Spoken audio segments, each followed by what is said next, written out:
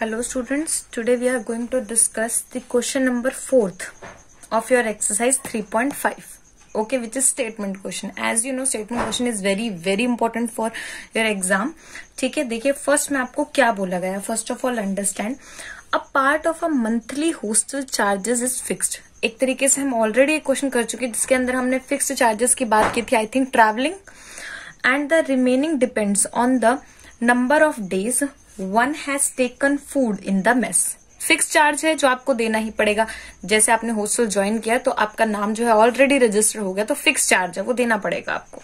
After that one has taken food in the mess, और उसके बाद जितना दिन आप मतलब 1 डे चार्ज है वो आपका एक्स्ट्रा लगेगा. ठीक है, for example when a student A takes the food for 20 days she had to pay 1000 as hostel charge, whereas student B who takes food for 26 days pays 180. ठीक है, 1180 as a hostel charge. Find the fixed charge of the cost of the food. तो एक fix charge मान लीजिए और एक charge per day मान लीजिए. ठीक है, यहां से आपका काम हो जाएगा. सॉल्यूशन में हम क्या करेंगे, late x be the fixed charge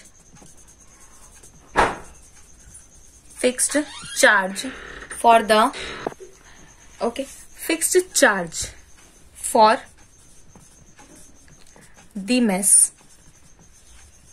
and y be the 1 day charge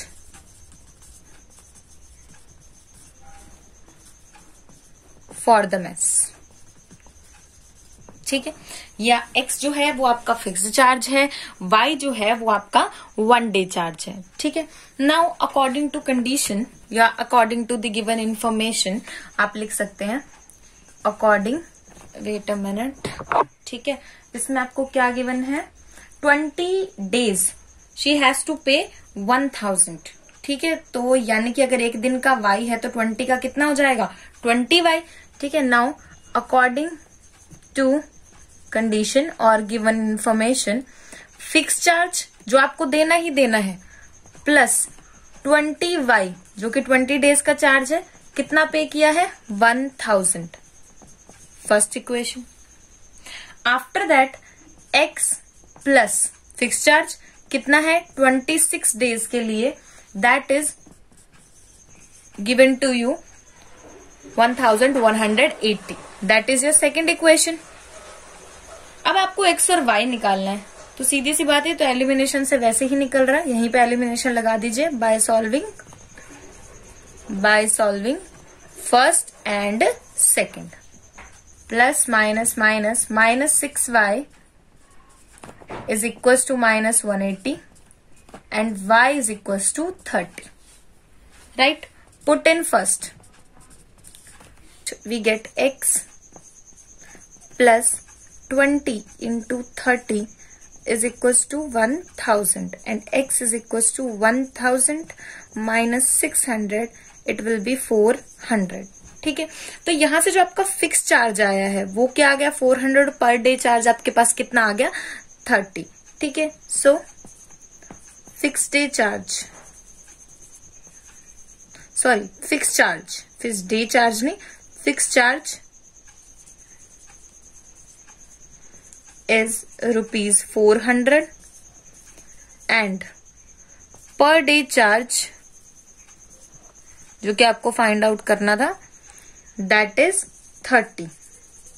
ठीक है, तो इस तरीके से इसे सॉल्व करना था. अब बात करते हैं आपके सेकंड पार्ट की. ठीक है, बट सेकंड पार्ट में क्या है, आपके पास जो स्टेटमेंट है that is of numerator and denominator. हम ऑलरेडी काफी सारी एक्सरसाइज में उसके बारे में बात कर चुके हैं. आई थिंक आपके लिए बहुत ज्यादा इजी हो जाएगा. जिन स्टूडेंट को समझ नहीं आया है वो पिछले एक्सरसाइज के ये क्वेश्चन देख सकते हैं. ठीक है, थर्ड पार्ट के बारे में बात करते हैं. यश scored 40 marks in a test and getting 3 marks for each right answer and losing 1 mark for each wrong answer. Had 4 marks been awarded for each correct answer and 2 marks been deducted for each incorrect answer then Yash would scored 50 marks. ठीक है, यश की 2 condition आपको given है।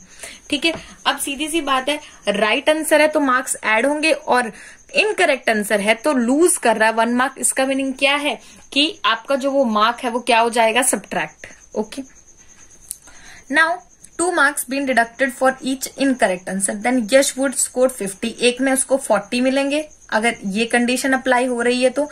ठीक है, और दूसरे में जो है वो उसको कितने मिलेंगे, 50 मार्क्स मिलेंगे अगर ये वाली कंडीशन अप्लाई हो रही है तो। ठीक है, तो ये जो दोनों कंडीशन है इसके लिए आपको इक्वेशन बनाना है, यानी कि कुछ चीज आपको राइट के लिए लेनी होगी और सेकंड आपको किसके लिए लेनी होगी, रॉन्ग के लिए। ठीक है, 2 variable, 1 is for right, second is 1 for wrong. ठीक है, तो चलिए सॉल्यूशन की बात करते हैं आप। ओके, सॉल्यूशन में हो जाएगा लेट दी, क्योंकि आपको नंबर ऑफ क्वेश्चंस निकालने हैं, नंबर ऑफ राइट आंसर्स। ठीक है, अब जितने आंसर्स होंगे उतने ही आपके पास क्वेश्चन होंगे।